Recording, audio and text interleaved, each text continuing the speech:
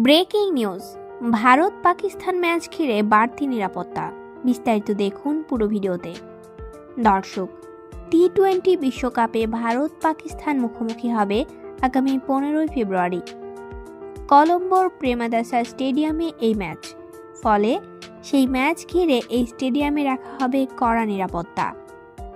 Bharat Pakistan match নির্বিঘ্নে শেষ করতে এমনই পরিকল্পনা করেছেন শ্রীলঙ্কা ক্রিকেট।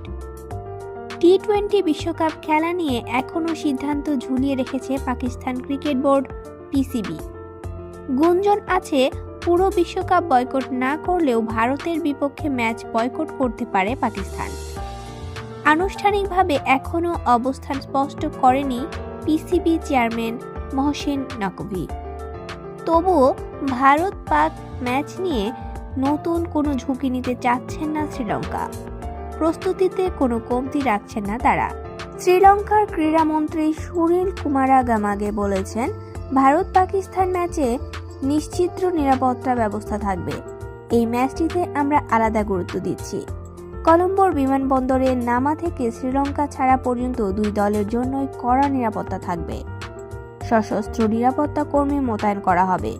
পুলিশ ছাড়াও নিরাপত্তার দায়িত্বে থাকবে কমান্ডো বাহিনী। অনেকটা বিদেশি রাষ্ট্রপ্রধানদের মতো নিরাপত্তা দেওয়া হবে দুই দেশের ক্রিকেটারদের। বাকি দলগুলোর জন্য যথেষ্ট নিরাপত্তা থাকবে বলে জানিয়েছে গামাগে। শ্রীলঙ্কা ক্রিকেট বোর্ডের সচিব বান্দুলা দিশানায়কও প্রায় একই কথা বলেছেন।